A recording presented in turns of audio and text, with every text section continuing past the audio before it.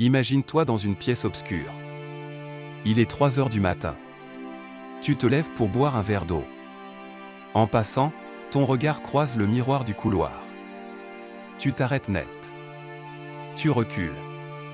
As-tu vu ce que tu crois avoir vu? Une silhouette. Qui n'était pas la tienne, et si? Ce miroir n'était pas qu'un simple objet de décoration? Et si, en réalité, il servait de passage entre notre monde et celui des djinns? Prépare-toi à plonger dans un mystère ancestral. Effrayant et méconnu, depuis l'Antiquité, les miroirs fascinent. Les premières civilisations, Égypte, Mésopotamie, Chine ancienne, voyaient déjà dans le miroir plus qu'un simple reflet. En Égypte, les prêtres enterraient les miroirs avec les morts, croyant qu'ils servaient dans l'au-delà. En Chine, les miroirs étaient utilisés pour repousser les esprits malins. En Afrique de l'Ouest, certaines traditions interdisent de regarder dans un miroir la nuit, surtout seul. Ces cultures n'ont pas communiqué entre elles. Et pourtant, partout, le miroir est associé au monde des esprits. Pourquoi? Le miroir crée une réflexion inversée, droite devient gauche. Il duplique ton image mais sans âme, sans regard vivant. Tu vois. Mais ce n'est pas totalement toi. Certains psychologues parlent du syndrome du miroir, des personnes sentent une présence derrière leur reflet, d'autres souffrent d'hallucinations en fixant un miroir trop longtemps dans l'obscurité.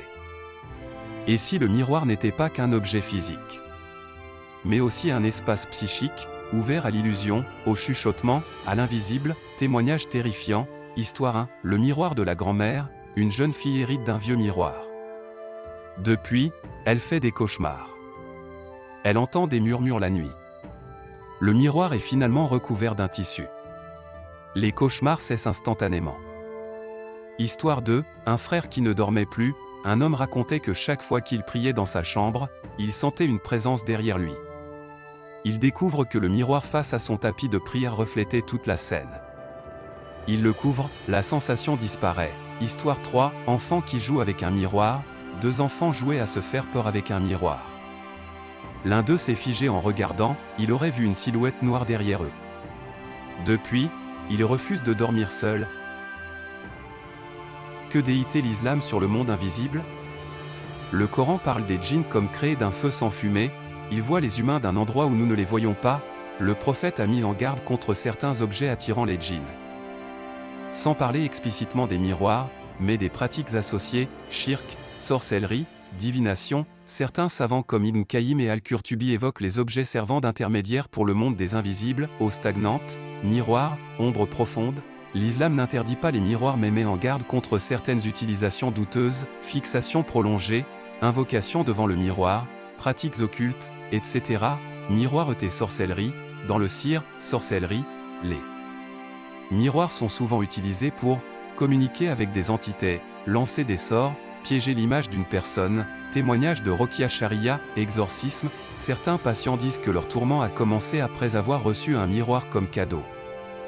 Certains sorciers utilisent des miroirs pour voir des choses cachées, invoquer des djinns. Le miroir peut devenir une porte, s'il est utilisé comme outil d'invocation, intentionnellement ou par négligence. Les précautions recommandées, voici ce que les savants et les personnes versées dans le domaine spirituel recommandent. Ne dors pas face à un miroir, couvre les miroirs la nuit, ne fixe jamais un miroir dans l'obscurité, fais les invocations du matin et du soir, elles te protègent contre toute nuisance invisible. Évite les miroirs dans les chambres d'enfants, récite Ayat al-Kursi avant de dormir. Si tu ressens un malaise face à un miroir, couvre-le immédiatement. Les miroirs ne sont pas forcément des objets maléfiques. Mais, comme beaucoup de choses dans ce monde, ils peuvent devenir dangereux si on les néglige, si on les utilise mal, ou si l'on ouvre des portes que l'on ne sait pas refermer. Le monde invisible est réel. Allah nous en parle dans le Coran. Les djinns existent, les protections aussi. Ne laisse pas ton miroir devenir un œil pour l'invisible, reste attaché au Coran, à la sunna, et à la prudence.